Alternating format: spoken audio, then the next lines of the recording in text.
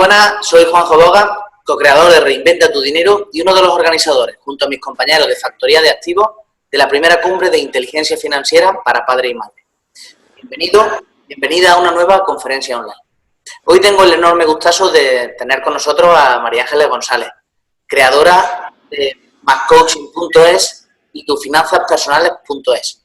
María Ángeles, además de economista, es escritora, conferenciante y, para mi gusto, una de las referentes del coaching financiero específico para emprendedores y también para la familia. Y bueno, la verdad que para mí es un placer tenerte por aquí. Muy buenas, María Ángeles, ¿qué tal? Muy buenas, Juanjo, encantada y muchas gracias de estar aquí hoy en tu casa. Muy bien, pues nada, gracias a ti de verdad por haber aceptado esta invitación y bueno, si te parece empezamos con las preguntas. Hoy María Ángeles va a hablarnos de cómo alcanzar un acuerdo económico que funcione en caso de divorcio. Un proceso de divorcio, la verdad, María Ángeles, no es de un día para otro, ¿no? Y en cierta medida, para muchas personas que han pasado por esa etapa, e incluso en entorno, los amigos, no se suele escuchar eso de, bueno, si se veía un poco venir, ¿no? Por tanto, ¿hay alguna forma de anticiparse para prevenir esta última fase en la que hay que tomar decisiones financieras y llegar a un acuerdo en caso de ser posible? Bueno, no sería tanto prevenir. La verdad es que cuando se empieza la vida en pareja, pues hay veces que las cosas se hacen un poco como de aluvión, o sea, según van saliendo. Y entonces no se trata tanto de prevenir, sino que se negocien las cosas cuando no hay problemas. O sea, que los dos miembros de la pareja siempre estén enterados, es conveniente, tanto si va a haber divorcio como si no lo va a haber. Que una persona no desconecte de la vida financiera de la pareja es importante porque eso ya se veía venir, pues se toman decisiones precipitadas, a veces se desconoce una parte del patrimonio, si se tiene un negocio, a veces se carece de partes muy importantes de información y todo eso no es una cosa que se arregle de un día para otro. Entonces, digamos que la mejor previsión, pero no en caso de divorcio, sino para la vida en general, no solo de pareja, sino individual, es haber hecho los deberes, vamos. O sea, saber cada uno qué es lo que tiene, aunque viva en pareja. Y no necesariamente porque vaya a haber un divorcio, sino como una norma general. Saber un poco lo que tiene uno entre manos, digamos. No, saber un poco no, saberlo completamente. O sea, vamos a ver. O sea, porque está bien que la gente se reparta la faena y diga, bueno, pues a ti se te da mejor o lo haces mejor o te gusta más y tú vas al banco, haces la hojita de cálculo, haces el presupuesto o estás más encima de que los recibos se paguen a tiempo o lo que cada uno prefiera hacer o se le dé mejor. Pero eso es una cosa y otra, que el que no haga ciertas cosas dimita de saber lo que pasa. Porque luego, claro, hay veces que se pone la gente a mirar las cosas y lleva no sé cuántos años desconectado totalmente de lo más elemental.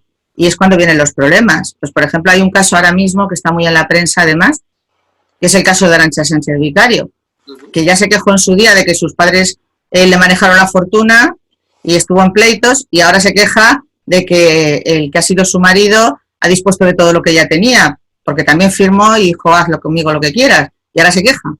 Entonces, las dimisiones de la vida personal, digamos, bueno, pues hay veces que no salen tan caras, pero hay veces que salen muy caras. Y otros ejemplos muy sonados de decir, toma, haz con las cosas que hay lo que quieras, y luego, si las cosas no van por donde tienen que ir, pues empiezan los problemas, y muy gordos, además. Ojito con eso de delegar, ¿verdad? Ojito. No, pero no delegar, sino, se puede delegar, pero siempre supervisar. Pero también porque también uno es responsable, depende también del régimen económico matrimonial, porque tú, aunque estés separado de bienes, si hay una cuenta, por ejemplo, que firman los dos son igual de titulares. Entonces, ¿qué pasa? Que lo que pasa en esa cuenta también es cosa tuya, aunque haya separación de bienes. Y tú tienes unas obligaciones legales y fiscales que porque te haga la declaración de la renta la otra persona, si te la ha hecho mal, la responsabilidad es tuya también. O sea, que no puedes estar ahí en ayunas de todo lo que te atañe. Y entonces, claro, cuando esto no se hace bien, cuando no pasa nada, se agrava cuando pasa algo, claro. Esa es la historia. Muy bien. María Ángeles, incluso hay un dicho popular, ¿no? Que incluso se suele comentar en los entornos de la abogacía, ¿no? Que dicen que es mucho mejor un mal acuerdo que un buen pleito, ¿no? ¿Qué puede haber detrás de esa expresión, sobre todo en el ámbito de las finanzas personales? Bueno, yo diría que no exactamente buen pleito, buen acuerdo, mal acuerdo, buen pleito, no son cosas ni buenas ni malas. Es una situación muy traumática, porque cuando la gente se casa no espera que llegue un momento tan negativo como este. Emocionalmente afecta muchísimo y entonces hay veces que, bueno, pues no se manejan bien las emociones y no se está pretendiendo realmente llegar a un acuerdo, sino en lamerse las heridas, que es una cosa muy diferente.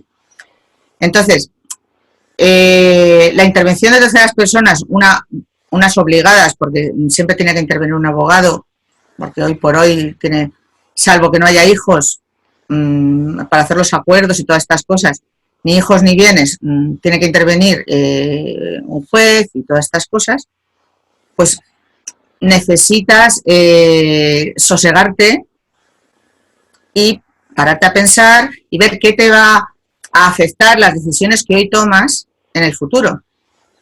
Y muchas veces la gente se queda enganchada en el tema emocional y no sale de ahí.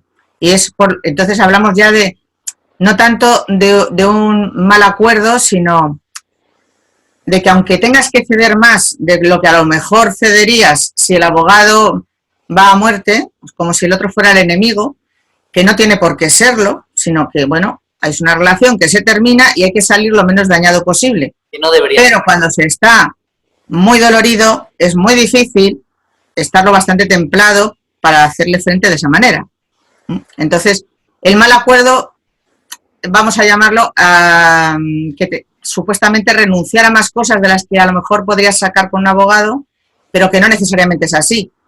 Porque cuando no es contencioso, aunque renuncies a algo, como te has peleado menos, es más fácil también salir, más fácil recuperarse. Entonces, aquí eso del acuerdo, el pleito, tal, lo que es bueno es cerrar las heridas en todo lo posible y tener la cabeza lo más fría posible, luego ya llorarás y patearás y le dirás a todo el mundo lo que quieras, pero en el momento de hablar de tu vida económica futura y si tienes hijos mucho más, hay que tener la cabeza clara y tomar distancia y tomarse todo el tiempo que sea necesario para enfriarse. Es decir, porque el hecho de que esto se acabe ya, que se acabe ya, que se acabe ya, da lugar a muchas cosas que luego se lamentan después. Es decir, que en lugar de ese dicho, lo suyo sería el otro refrán, ¿no? De las prisas no son buenas consejeras. Exacto. En este caso son muy malas consejeras. O eso de no tomar decisiones en caliente, más que en caliente, abrasados, vamos. Sí. Bien, María Ángeles, vamos a ver. Mediador, psicólogo, abogado, terapeuta, asesor, coach, un cuñado, permíteme la broma. Pasaba por ahí. El amigo que ya se divorció. El amigo que ya se divorció, ¿no? El amigo que ya se divorció. Sí. Porque al final, bueno, la verdad que esto puede ser una etapa más en la vida de una persona, ¿no? O sea, se me ocurre que todo este perfil de profesionales podría ayudar en un proceso de divorcio. Incluso el perfil profesional del cuñado del amigo, ¿no? Pero, en realidad, ¿qué y en qué situaciones recomiendas cada una de estas figuras? O las que tú consideres. Vamos a ver, el divorcio es un proceso muy complejo y las personas lo abordan de muy diferentes maneras. Entonces, no es lo mismo que la convivencia simplemente se agote y que, bueno, las dos personas tengan claro que aquello no puede continuar y ya está, con sus más y sus menos, pero bueno, con una mínima contenciosidad que otra persona que, por ejemplo, pues bueno, hay terceras personas y entonces hay sentimientos muy heridos y hay otro tipo de consideraciones. No se superan igual unas situaciones que otras y entonces el necesitar o no ciertos profesionales, hay veces que es obligado, o sea, siempre vas a necesitar un abogado, pero si las dos van de mutuo acuerdo a mediación, la mediación, digamos que pone orden en las ideas y se puede llegar a un acuerdo que se le da hecho a un abogado que vale igual para los dos. Entonces, una de las cosas que se pueden decir es a menor contencioso, menor coste. Vale. Porque lo primero sería, si vas a mediación y se procura solucionar en mediación un acuerdo que a los dos le resulte lo bastante satisfactorio, entonces van a poder hacerlo con un solo abogado y va a salir más barato. Si por mediación ya no se ponen de acuerdo, entonces ya cada uno necesita su propio abogado, porque tampoco es, si es litigioso, no vas a llevar al mismo, porque los intereses no son coincidentes. No vamos a decir que son contrapuestos, pero coincidentes no suelen serlo. Entonces ya son dos abogados distintos. Y luego además, pues si una persona de las dos ha estado muy separada de lo que es el tema económico, o realmente, bueno, pues la situación ha sido de que se ha dejado de llevar, no se enteraba de lo que había, porque tampoco había por qué, o una de las personas acaparaba mucha la información, pero no por nada en especial, sino porque salió así, y se encuentra pues que ahora todo le viene grande, le viene de nuevas, no sabe realmente por dónde se anda, entonces necesita también otra clase de asesoramiento. O sea, puede ser que le necesite emocionalmente o no, porque a lo mejor tiene una persona, familia que la apoya y no necesita el psicólogo, otras personas sí necesitan el psicólogo. O sea, que no en todos los casos está indicado todo el mundo. Entonces, el tema económico, por ejemplo, pues no es lo mismo tener simplemente un sueldo uno, un sueldo el otro y repartir unos gananciales, digamos, de casa y coche, que tener un negocio, haber firmado préstamos, haber firmado avales, que haya habido herencias que son de uno y entonces tiene que recuperar su parte porque es que era suya y nada más que suya. Otro tipo de situaciones más o menos complejas, que se repartan o no los gananciales, porque no hay que repartirlo todo. Es algo que la gente no sabe, que incluso habiendo gananciales se puede llegar a un acuerdo económico y los gananciales que se queden ahí reposando hasta que las cosas más adelante, porque no vas a vender un piso de cualquier manera, por ejemplo, en estos años tan malos que no ha habido, que no era apropiado ponerlo a la venta porque era perderlo e incluso a lo mejor quedarse con deudas. Entonces, buscar el momento oportuno, pero eso se hace cuando las cosas vamos por las buenas. O sea, siempre se va a perder menos dinero, no vamos a decir ganarlo, siempre va a ser más favorable si hay acuerdo que si no lo hay. Entonces, todo lo que contribuya a tenerte más tranquilo, a pasarlo pues con más serenidad, la palabra sería esa, con serenidad, y mirando hacia el futuro, cosa que normalmente la planificación, hay gente que le va más y otra que le va menos. Si eres gente planificadora, esto, siendo un mal trago, se lleva mejor. Si no lo eres, pues entonces ya aquí no te queda otra que plantarte, pensar y decir, bueno, voy a poder vivir con esto, a qué colegio voy a poder llevar a los niños, vamos a ver, la situación nunca va a ser mejor que la que había, porque lo que hay que repartirlo, entonces va a ser diferente, no vamos a decir ni mejor ni peor. Dos personas normalmente tienen más capacidad económica que una sola, y se tiene que vivir de otra manera diferente, entonces eso también hay que asumirlo. O sea, hay estudios que dicen que bajar, digamos, de nivel económico se tarda entre 6 y 9 meses en darte cuenta de que ya no puedes gastar de la misma manera que gastabas ni vivir de la misma manera que vivías. En cambio, cuando te sube el nivel económico, de inmediato ya te pones a pulirte todo divinamente. Pero, claro, sí, pero bajar de nivel te lleva 6 a 8 meses, o 9, o un año, y encima eso te puede costar tirar de deudas, porque, bueno, tú piensas que te lo puedes permitir porque te lo has podido permitir hasta ese momento. Entonces, el cambiar psicológicamente de situación es una cosa que cuesta mucho. Y encima, teniendo a quien echarle la culpa, todavía cuesta más. Entonces, es una compleja maraña. O sea, no estamos hablando solo de números, esa es la complicación. Aquello que decía de todo el tema emocional, ¿no? Claro. O sea, en estos procesos, pues, una forma de compensar el mal trago que está pasando es pues, tirar de gastos, de caprichos. Y es el tema este de se va a enterar de lo que vale un peine. Vamos, eso. Entonces, como diciendo, si esto se ha terminado, bueno, te vas a acordar tú de por dónde... Y eso no conduce a nada. Y es lo que cuesta ver a veces, o sea, en el calor del momento. Por eso digo yo, pues eso, calma, serenidad y planificación y darse cuenta de que hay cosas donde se puede ceder y cosas donde no debes ceder, porque si no vas a llegar a un acuerdo y pasado mañana vas a saltar por los aires, porque no es sostenible. Esa es otra. El que sea sostenible. ¿Cómo, si es que hay alguna posibilidad o alguna opción de definir, cómo definirías un buen acuerdo o un acuerdo que funcione? Pues mira, un acuerdo que funcione tendría que tener 3 características, ¿vale? Que sea eficaz. Eficaz quiere decir que se haya llegado a un acuerdo y que ese acuerdo no esté todos los días poniéndose en cuestión. Y para eso tiene que ser lo más específico posible. ¿Qué quiere decir eso? Pues, por ejemplo, hablo nada más que del tema económico, pero también se podría extrapolar pues, a temas de visitas y a otras historias. Por ejemplo, pues en el tema económico está el asunto de la pensión o no pensión, o de la custodia compartida, o de si cambiamos dinero, uno le da dinero al otro para lo de los hijos, o cada uno se hace cargo de lo suyo. Hay muchas combinaciones ahora mismo. Pero sea la que sea, tiene que ser tan clara que no dé lugar a estar todos los meses diciendo, bueno, ¿y ahora qué pasa? ¿Me has pasado lo que debías pasarme? ¿No me lo has pasado? Los extraordinarios, ¿a qué llamamos extraordinarios? O sea, ¿tú consideras que el niño necesita inglés, francés, baile y natación y es irrenunciable? Y tú consideras que con esto no puedes ni vamos, ni queriendo. Entonces, bueno, pues a lo mejor no puede hacer 4 extraescolares como hacía y tiene que hacer una. O a lo mejor ninguna, porque no se puede, por lo menos de momento hasta que la cosa mejore. Entonces, un acuerdo que hay que retocarlo a todas horas no es eficaz.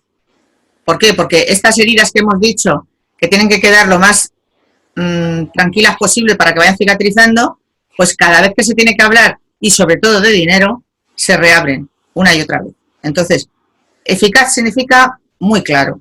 Y que te pongas a pensar en todas las cosas que pueden ir pasando, que cuando te está pasando son difíciles de... Por eso, el tema de que intervenga un experto, ¿no? O sea, cuando no sabes qué es lo que te espera, el que una persona que ya sabe lo que pasa te diga, mira, piensa en extraordinarios, piensa en posibles gastos médicos especiales, por ejemplo, las ortodoncias, que son fuentes de innumerables historias. No, te digo cosas que dices, son convenientes, pero a lo mejor no te las puedes permitir, incluso cuando estás en pareja.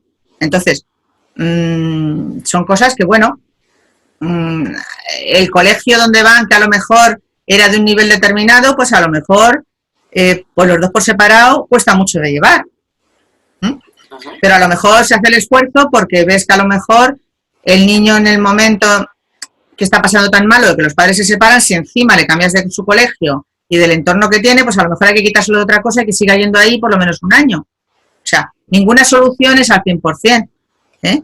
Bueno, un cliente mío me decía que lo mío eran las soluciones mixtas. O sea, que no es o va a un colegio o va al otro, ¿no? Pues a lo mejor que esté un año, que la cosa se sosiegue también para él y después, pues con más tranquilidad por parte de todos se ve una solución, pues a lo mejor más económica o tal, sin hacer un casus belli, un caso de guerra de ese tema en particular, ¿no? Entonces, el tema es que no hay nada ni blanco ni negro, sino que tiene que ser como muy a medida. Y bueno, y ser muy generoso, pero sobre todo por los hijos. Sobre todo por los hijos. Porque si hay algo de lo que la gente se arrepiente cuando pasa el tiempo, es de haber tenido demasiados roces y no haber tenido tan en cuenta a los hijos, sino más en la situación emocional y de, bueno, de revanchillas y estas cosas, que bueno, porque cuesta, hombre, ¿para qué vamos a decir otra cosa? Entonces, la segunda parte es que sea satisfactorio.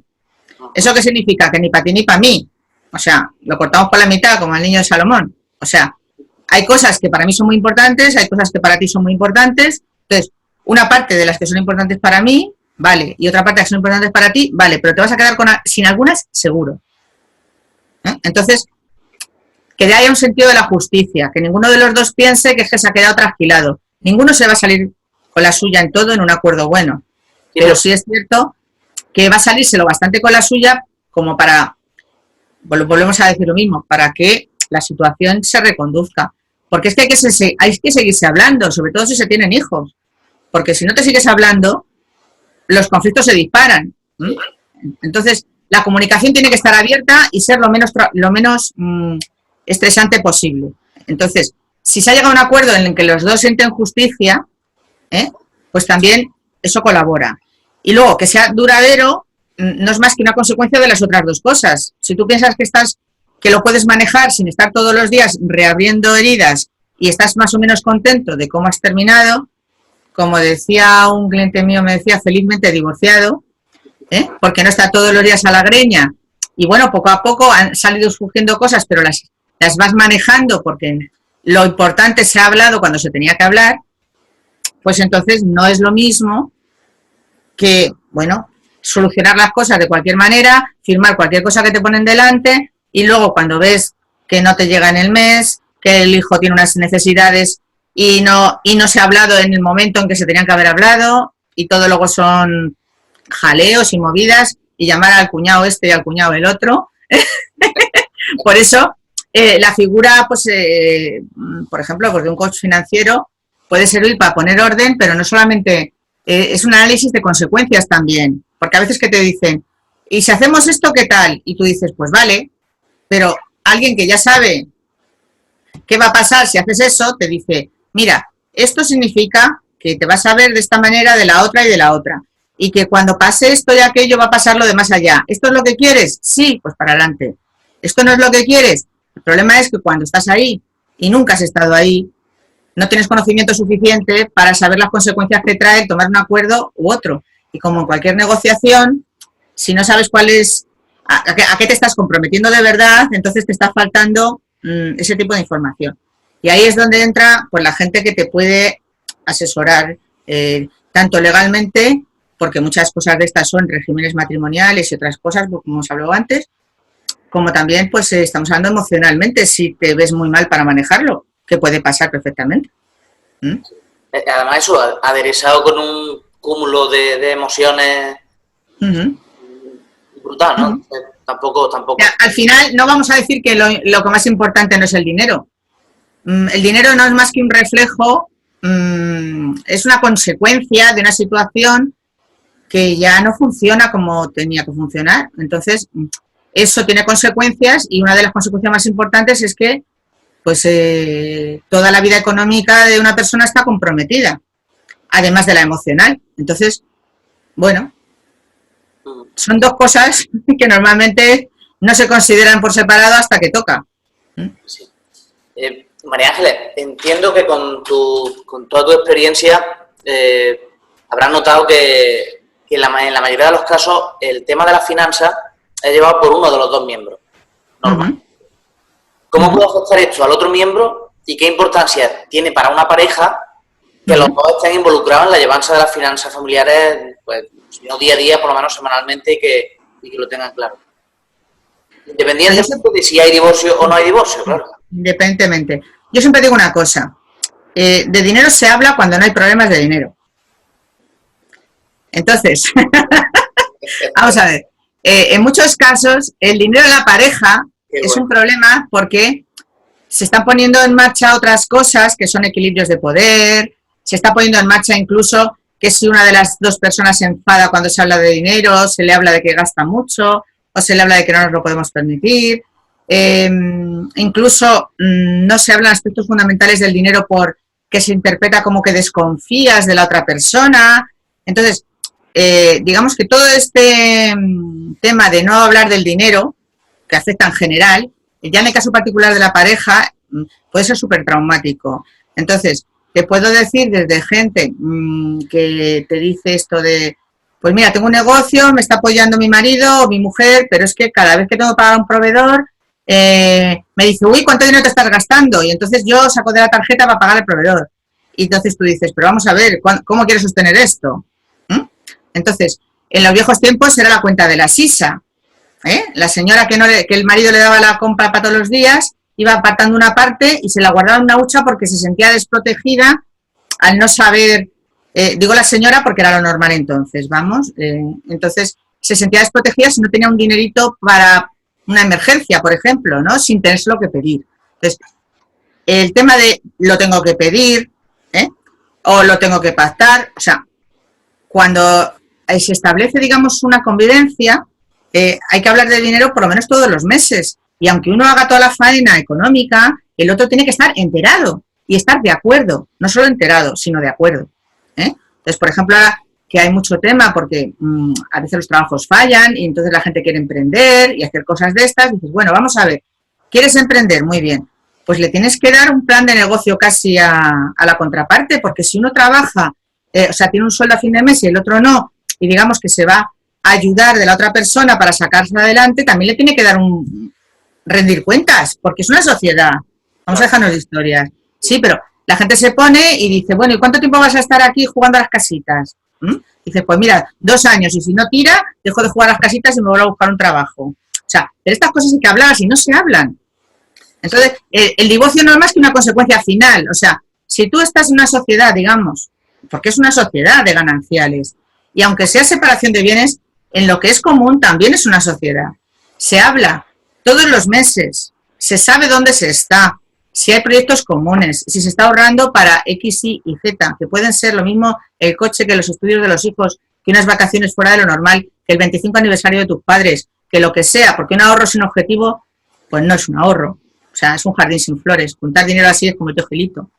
Entonces, claro, normalmente uno es más ahorrador que el otro, pero se resiente, pero no se queja, pero le molesta que el otro gaste.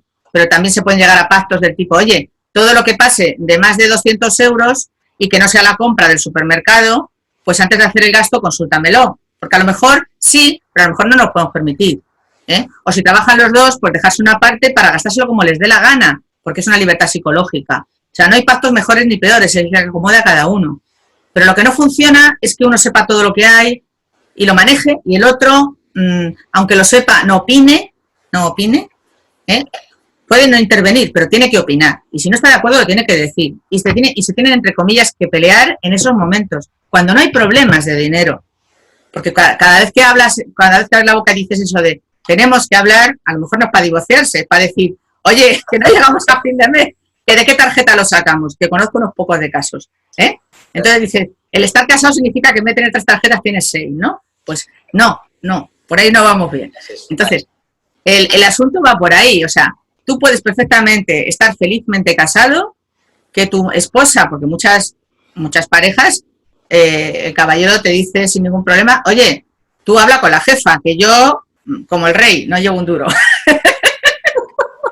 sea, que no es una cosa de un lado o de otro, es el que mejor se le da, bueno, pues y hace muy bien, es un reparto, bueno, pues que funciona. El asunto está en que tienes que saber qué es lo que tienes. Tienes que saber cuáles son tus obligaciones, tienes que saber cuáles son tus derechos, y tienes que opinar, si hay que opinar. Y eso no puede quedarse para el día que te peleas. Eso tiene que ser desde el principio. Entonces, digamos que a lo mejor hasta no llegamos a divorciarnos si todo esto se habla antes. Fíjate, en una de las ponencias de esta cumbre, una colega nuestra fue rotunda y para mí fue... Ostras, es verdad, ¿no? La enseñanza fue muy rotunda. La mayoría de los programas de pareja de dinero no es de dinero, es de comunicación. No es de comunicación, porque te estoy hablando de que hay gente que le comunican, pero no le dejan opinar. En el sentido más amplio, ¿no? De comunicarnos, de que haya una comunicación. No es comunicación tampoco, no estoy de acuerdo contigo, Juanjo. Es de negociación. La gente no está acostumbrada a negociar. Y negociar es llegar a acuerdos, y acuerdos que tienen que ser muchas veces asertivos. Y de poner encima de la mesa lo que tú piensas que es correcto.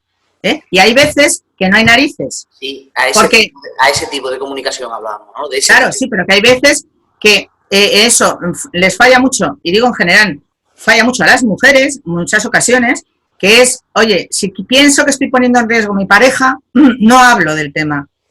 Escurro el bulto. No, pero hay veces, es que pasa. Vamos, yo lo voy a decir, como digo, por no poner a nadie de ejemplo, me pongo de ejemplo. Yo con 18 años me saqué el carnet de conducir, me dejaba conducir mi novio y teníamos unas broncas que dije, o novio o conduzco.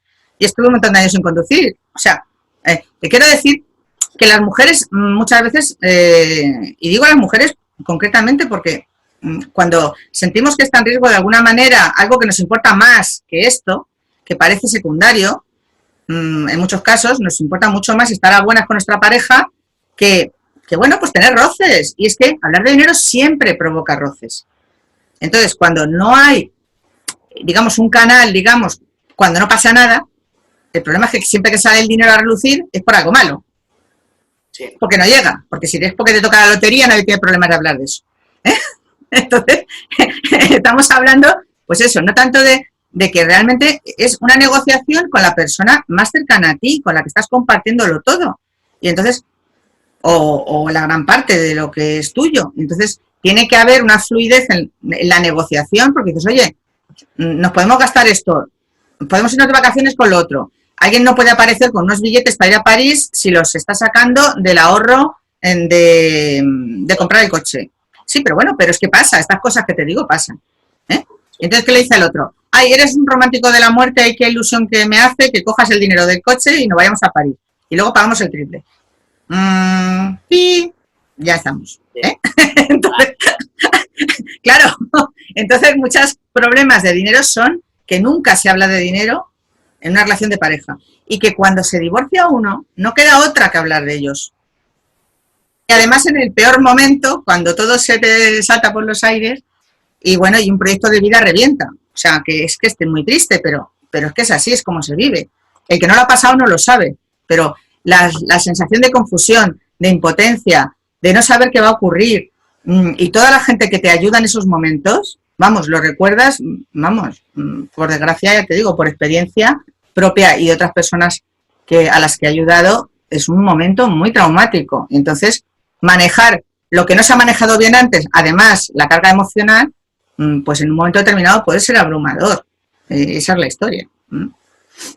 Pues sí, María Ángeles, para ir terminando, siempre les hacemos esta pregunta a todos los participantes.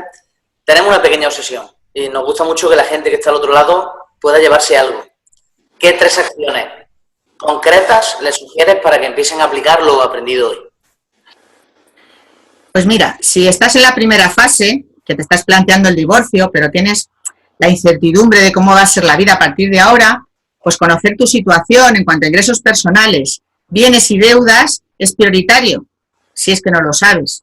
Y en muchos casos a lo mejor lo sabes, pero parcialmente. Sabes tu sueldo, sabes lo que tienes en tu tarjeta, pero a lo mejor, pues bueno, ha habido lo que estábamos hablando antes, negocios o firmas de préstamos o cosas, y no tienes muy clara cuál es la situación actual en ese momento.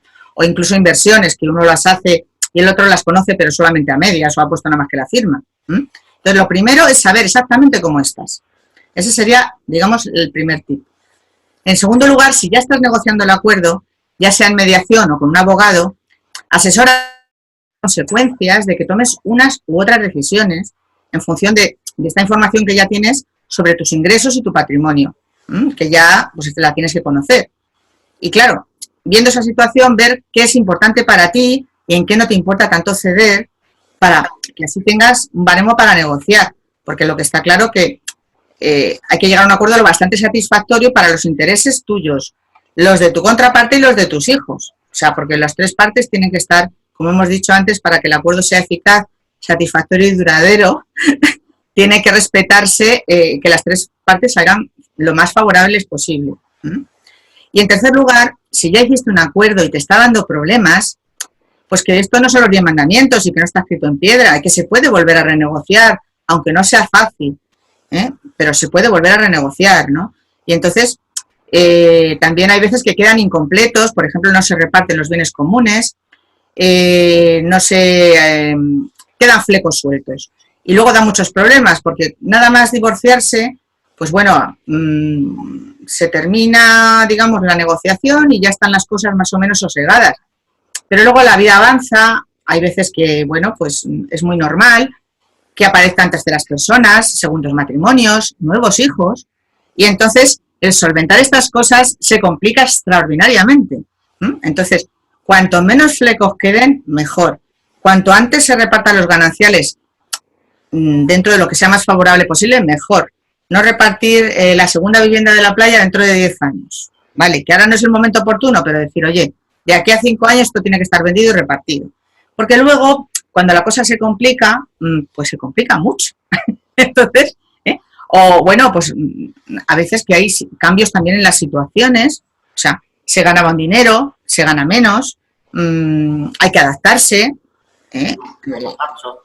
Claro, o sea, y siempre desde la generosidad lo más posible hacia los hijos, ¿no? O sea, y procurar evitar, pues eso, que se emocionalicen demasiado las cuestiones de dinero, ¿no? Al final tiene que ser no mezclar unas cosas con otras. ¿Por qué? Porque al final es una convivencia forzosa. O sea, te has divorciado, vale, tu vida ya no está con esa persona, vale, pero seguís siendo los padres de vuestros hijos. Si hay hijos, que sobre todo cuando son mayores las polémicas, porque cuando la pareja no tiene hijos, se pueden ir solventando todas estas cosas más o menos con otra rapidez. Y luego, pues bueno, se puede quedar en, bueno, pues si no nos vemos nunca más, pues no pasa absolutamente nada. Hemos cerrado el tema y se acabó. Pero cuando hay hijos, bueno, no te voy a decir que toda la vida, pero durante mucho tiempo y hasta que los hijos son independientes, hay que tener una relación lo más fluida posible y lo menos estresante. Entonces, el tema del dinero suele ser lo que más estrés conlleva y el dejarlo bien cerrado. Y siempre se está a tiempo de cerrarlo bien, porque, bueno, sobre todo cuando la gente tiene cosas de negocios y tal y cual, a veces quedan flecos importantes por ahí sueltos y luego, pues, hay que estar ahí, pues eso, arreglando temas sobre todo jurídicos, porque muchas veces, sí, no es rápido, pues a lo mejor había una sociedad familiar que tenía los bienes, había una empresa, hacía parte o no hacía parte, bueno, si hasta el de Zara se le dijo a la mitad de Zara cuando se divorció la primera vez, o sea, vamos a ver, ese tipo de cosas, pues hay que resolverlas, porque si no, ¿qué va a estar ahí? La empresa esperando ahí que ni para adelante ni para atrás, ¿no? O sea, en su día también, cuando la fábrica de galletas, la madre y los hijos también tuvieron un rifirrafe así más que majo, y entonces mientras tanto la empresa iba a la deriva, o sea, hay que decir que, claro, la situación tipo, digamos, de matrimonio en gananciales, que se reparte el piso y los coches y tiene un par de hijos, es una situación muy tipo, pero es que luego cada uno tiene una serie de variables que pueden complicar extraordinariamente las cosas. Y es